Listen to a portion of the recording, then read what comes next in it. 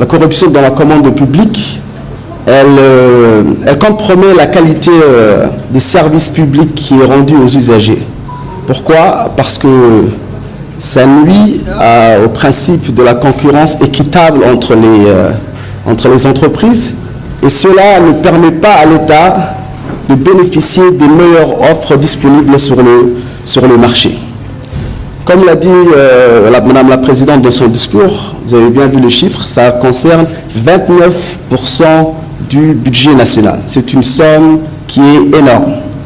Et si cette somme n'est pas bien gérée et que la corruption s'y glisse, ça va provoquer un gaspillage économique et par là nuire au développement du pays. Donc c'est pour ça qu'il faut mettre des mesures préventives et répressives pour lutter contre ce fléau. La République de Djibouti a justement mis en place un ensemble de mesures préventives et répressives pour éradiquer ce fléau à Djibouti en général et plus particulièrement dans la commande des marchés publics en particulier. C'est l'objet de ma présentation qui est les mesures préventives et répressives de la corruption à Djibouti, le cadre national, le cadre juridique national. Donc si je passe en premier lieu aux mesures préventives, je vais essayer de présenter cette partie en 2 points. Les mesures préventives qui ont été initiées par la Commission nationale de lutte contre la corruption et les autres mesures préventives existantes. La Commission, de par sa loi 103 relative à la prévention et à la lutte contre la corruption qui a été votée en mars 2024, dispose dans cette loi plusieurs éléments de prévention. Notamment, vous avez l'article 16 de la loi qui institue une obligation de déclaration de patrimoine à l'ensemble des agents publics en général et plus spécifiquement aux membres de la commission des marchés publics. La personne doit déclarer ses biens immobiliers à l'étranger comme dans le pays, de son conjoint et de ses enfants mineurs. Donc ça, c'est un outil déjà puissant pour prévenir l'enrichissement illicite et injustifié. Vous avez également l'article 26 qui se rejoint à cela, qui est le conflit d'intérêts, que la personne doit déclarer toute situation dans laquelle elle peut se trouver dans un conflit d'intérêts. Il y a également d'autres mesures telles que l'article 22 et l'article 24 qui mettent en place un bon nombre de mesures de transparence que les institutions publiques et privées doivent mettre en place dans leur institution, telles que la mise en place d'un manuel de procédure pour être sûr de la prise de décision, que les procédures d'appel d'offres soient respectées, que chaque institution puisse avoir un code de conduite. Ce sont les plusieurs, mais j'en ai pris quelques-uns qui se rapportent avec la commande publique, qu'il y ait des procédures de concurrence loyale. Il y a également l'article 27 qui sont les mesures préventives dans le secteur privé, que les institutions du secteur privé doivent avoir des bonnes pratiques commerciales, qu'ils ne doivent pas mettre en place de pratiques anticoncurrentielles, que les pratiques doivent être saines et transparentes. La Commission nationale de lutte contre la corruption, à travers ces différentes mesures de transparence, prévoit prochainement de mettre en place un système de notation de la transparence des institutions publiques, pour noter les institutions de la plus transparente à la moins transparente à travers ces articles de prévention que vous pouvez voir dans notre loi. Donc je vous invite, chers membres des institutions publiques et privées, à lire la loi 103 et vous imprégner dès maintenant des mesures préventives que vous devez mettre en place dans vos institutions. Après, il y a les autres mesures préventives.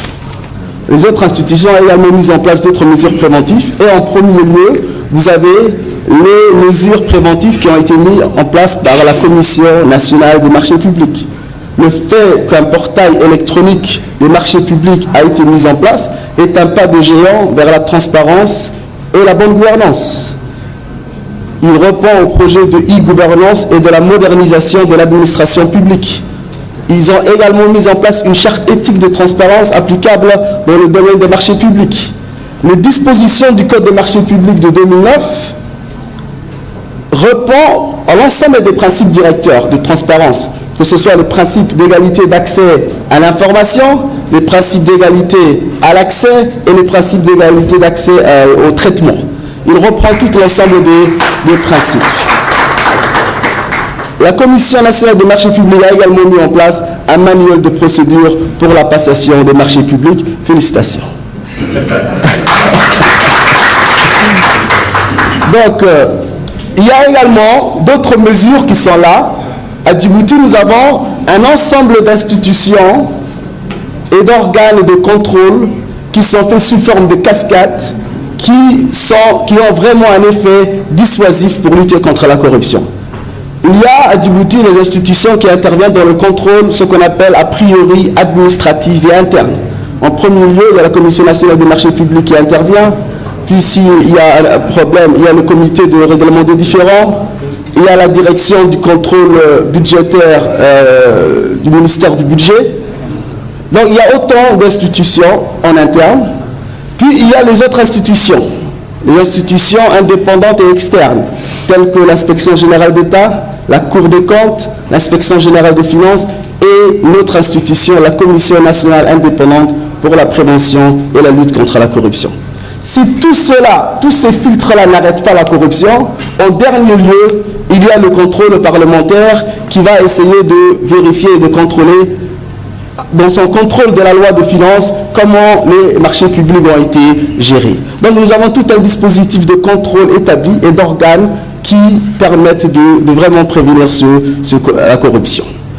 Donc il y en a tellement de mesures préventives que c'est difficile de les réunir dans ce panel-là. Il faudra en faire une conférence. Donc je vais essayer d'arrêter pour les mesures préventives et essayer maintenant de parler des mesures répressives. Les mesures préventives sont là pour dissuader. La personne qui n'est pas dissuadée, il y a le bâton. D'accord? Les mesures. Donc pour les mesures répressives, nous avons d'abord, il y a, comme le dit l'adage, pas de loi, pas de peine. D'abord, on a vu qu'il faut d'abord incriminer toutes les formes de corruption existantes. Donc là, vous avez un arbre qui illustre l'ensemble des formes de corruption. Et avant la mise en place de la loi 103, à Djibouti, il y avait un ensemble de formes de corruption qui n'étaient pas incriminées. Maintenant, avec la loi 103 que nous avons initiée, avec la troisième mandature de la commission présidée par la présidente Mme Zakaria Ibrahim, nous avons pu mettre en place une loi type qui est en cohérence et en conformité avec la Convention des Nations Unies de lutte contre la corruption. L'ensemble des recommandations des Nations Unies ont été incorporées. Maintenant, on peut dire qu'il n'y a aucune forme de corruption qui n'est pas incriminée à Djibouti. Toutes les formes sont incriminées. Donc, je vais essayer de dire les infractions de droit commun portant sur les mesures répressives dans la commande publique. Ça, c'était les infractions de droit commun qui existaient au préalable. Il y avait le code pénal dans lequel il y avait un ensemble de mesures de corruption qui étaient dans l'article 201 à 222. Il y avait tout un ensemble d'articles portant sur la corruption.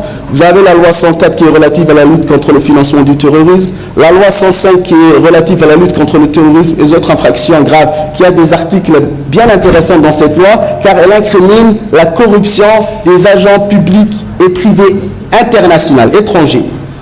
Et il y a également la loi 106 qui est relative à la politique de blanchiment des capitaux, pour mettre en place une politique contre les flux financiers illicites. Donc ça, c'était l'ensemble des dispositions existantes.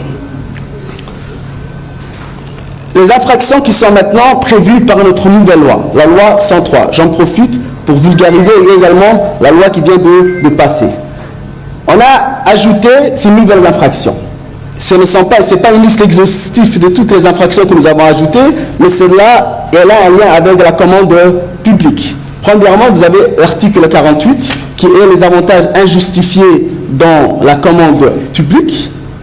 Vous avez l'article 46 qui maintenant incrimine le conflit d'intérêts. l'article 51 qui est pour la procédure d'entente entre les soumissionnaires s'ils adoptent des pratiques anti-concurrentielles, et à l'article 53 qui est une nouveauté. Maintenant, les cadeaux, les doigts, sont incriminés. Les cadeaux qui dépassent 20 000 francs. C'est une peine allant de 2 à 5 ans et 5 à 10 millions d'amendes.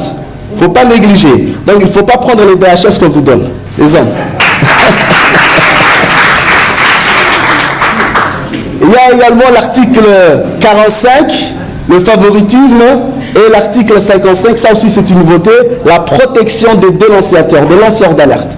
Si on nous a dit, toute personne qui fait une vengeance contre une personne qui a dénoncé, il y a également des peines.